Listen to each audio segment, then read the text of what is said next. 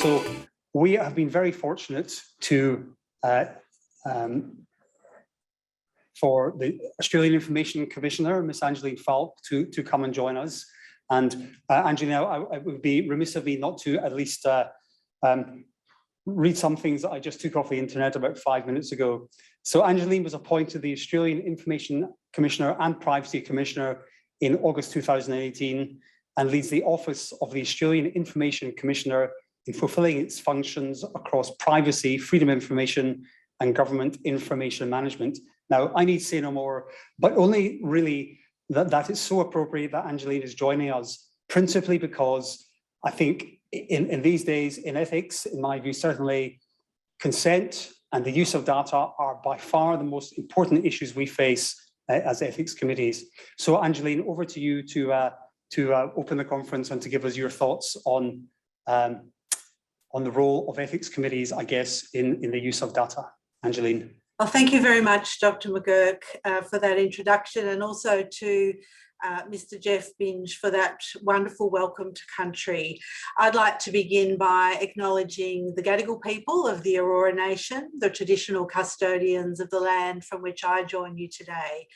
And I pay my respects to elders past, present and emerging, and extend that respect to Aboriginal and Torres Strait Islander people present today. I'm very pleased to have the opportunity to give this opening address at your second National HREC conference, and I'm advised that there's over 1,000 attendees, and I can see that there's very interesting sessions over the coming days. A lot of work, of course, goes into organising a conference of this scale, and so I commend both Dr. McGurk and the organising committee on this very significant achievement. As many of you will know, my office, the Office of the Australian Information Commissioner, regulates the handling of personal information.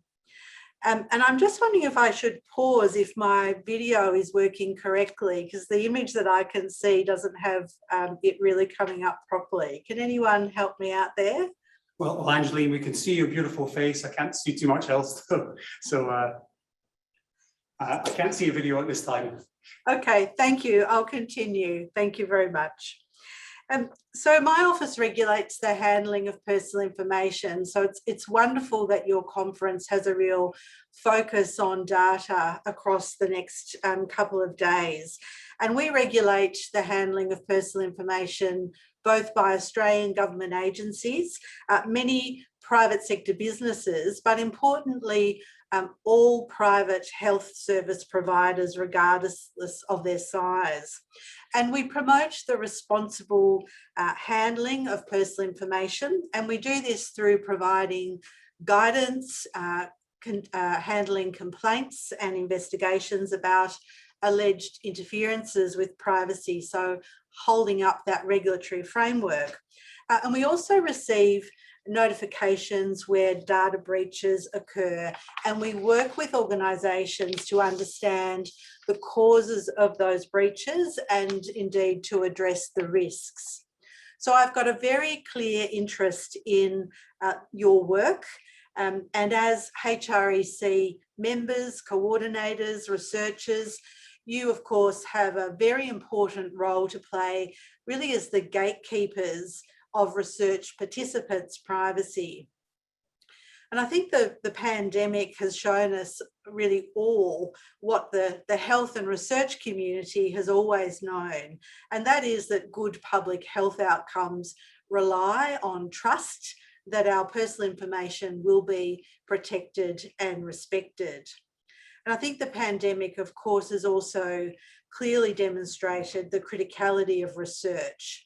There are around 200 HRECs in Australia that consider, deliberate upon the merit and also the integrity, the justice and the benevolence and respect accorded to participants in research proposals. And often central to these deliberations and increasingly prevalent is the use of personal information, including health and indeed sensitive information for research purposes. So an overarching consideration that you'd be very well aware of is how to achieve the public interest benefit with minimal impact on privacy. And that's why the starting point is to ask whether de-identified information can be used for research purposes. And if that's not practicable, then can individuals provide their fully informed and freely given consent? If that's not practicable, in certain circumstances, the Privacy Act does permit the handling of personal information for medical and research purposes by agencies, and indeed the handling of health information for research relevant to public health or public safety by organisations without obtaining the individual's consent. And this recognises the duality, both the need to protect personal information from unexpected uses beyond its original purpose for collection, and also the very important role of health and medical research in advancing public health. So to promote those ends, I've approved 2 sets of legally binding guidelines under sections 95 and 95A of the Privacy Act, and they're issued by the National Health and Medical Research Council. The Section 95 guidelines set out procedures that HRECs and researchers must follow when personal information is disclosed from a Commonwealth government agency for medical research purposes. The Section 95A guidelines provide a framework for you to assess proposals to handle health information held by private sector organisations for health research without an individual's consent. And as I said, this does require consideration of the public interest and whether the public interest in research activities substantially outweighs the public interest in the protection of privacy. So as HREC members, it's your role to ensure that researchers who would potentially use this information have taken appropriate precautions that meet the requirements of privacy and relevant state and territory legislation.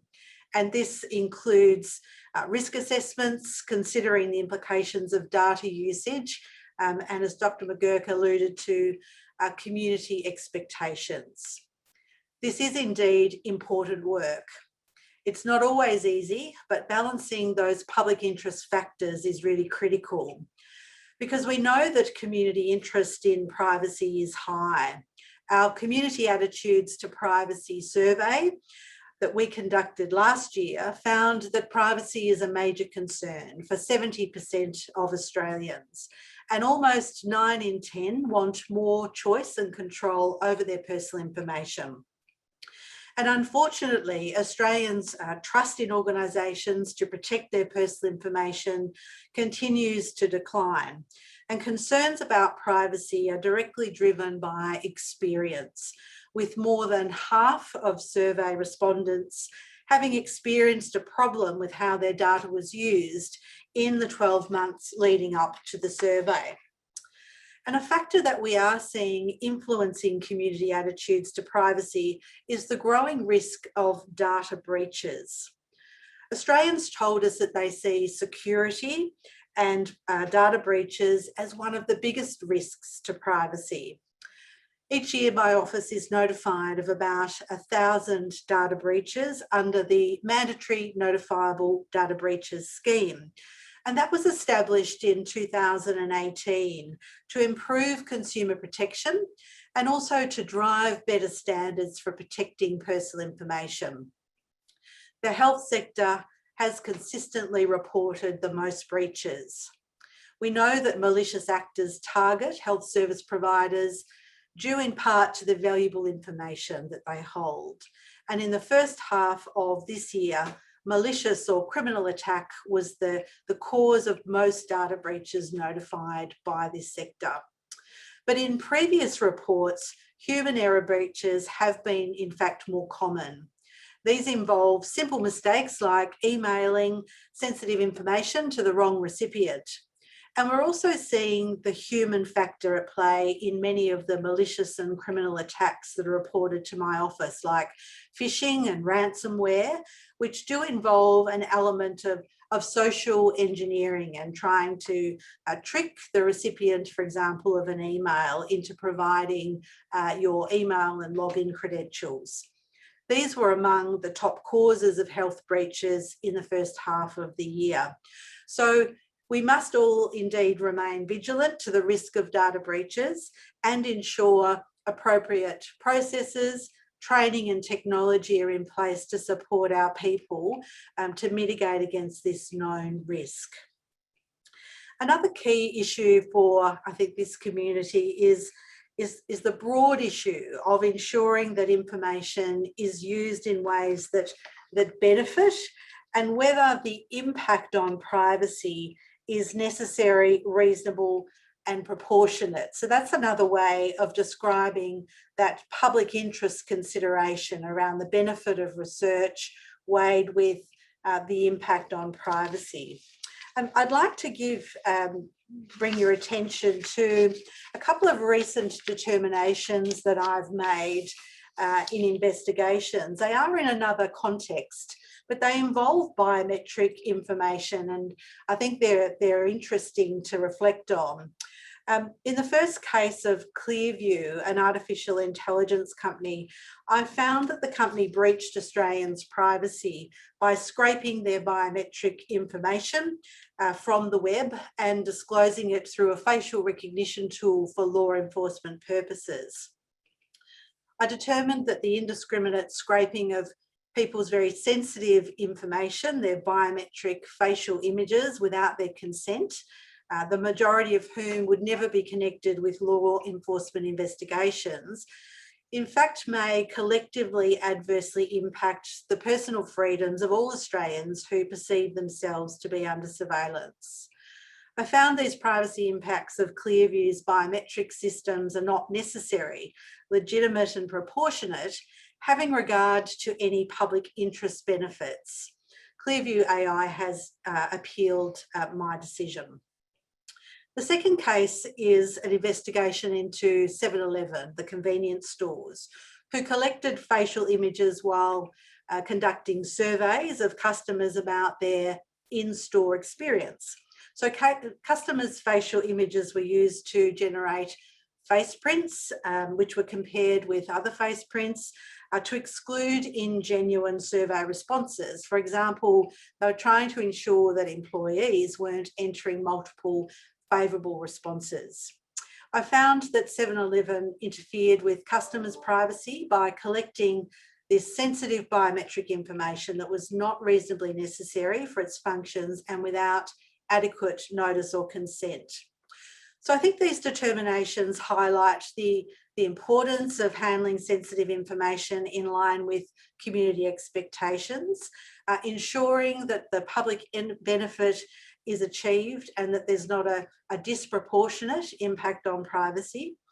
But they're also strong examples of how privacy has shifted in the digital age and indeed in the context of the growing use of technology.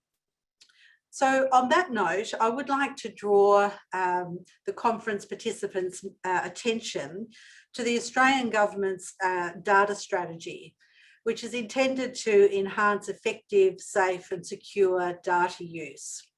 Its focus is on maximising data-driven innovation across the economy by improving access to data, data sharing arrangements, data asset management, and strengthening collaboration between government and business, including in the medical research field.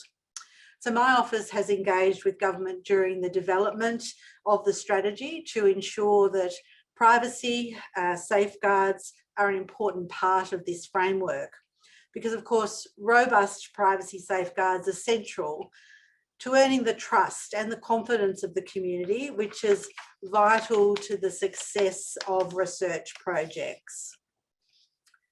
So I hope that this has provided you with a flavour of some of the issues that my office is seeing.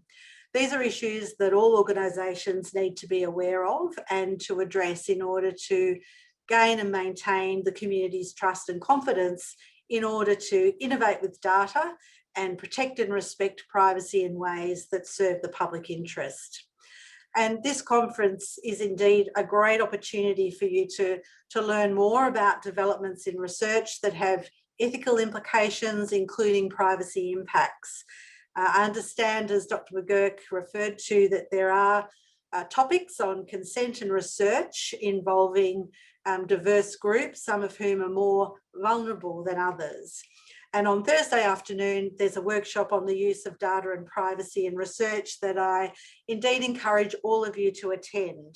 I think events like this really help to build the trust between both ethics committees and researchers, but more importantly, between researchers and participants. And so having many ethics committee members attend will engender, I think, a more robust approach to the assessment of research. And so with that, I wish to extend to you all a very warm welcome to this conference. I wish you an enjoyable, stimulating environment and a congenial exchange of views. And I'm very honoured and pleased to officially open your conference. Thank you. Thank you so much, Commissioner. Those are wonderful words, and I couldn't have put it better myself. Commissioner, I think that's incredibly appropriate. We face obviously challenges daily, and many ethics committees deal with university issues such as facial recognition, but more so the health committees, of course, are often put in positions to have to make decisions about the use of data for really beneficial purposes. If I might ask you one question, and noting that the best interest test for the use of data tends to be a legislative test, do you feel there may be a better way to look at best interests, for example, by involving in the decisions the people with lived experience in terms of how their data they would wish to be used? Thank you.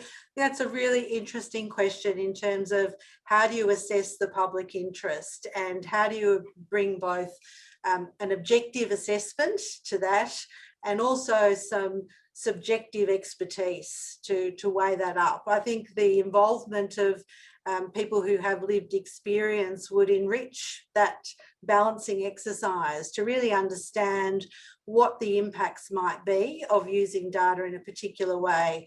And of course, in ensuring that, as I said, the ways in which that information is used is really commensurate to achieving that public benefit, and ensuring that there are the right safeguards in place to ensure we don't have function creep and the information used in ways that are outside the approval, and to ensure, as I've said, that you are aligning and continuing to align with community expectations.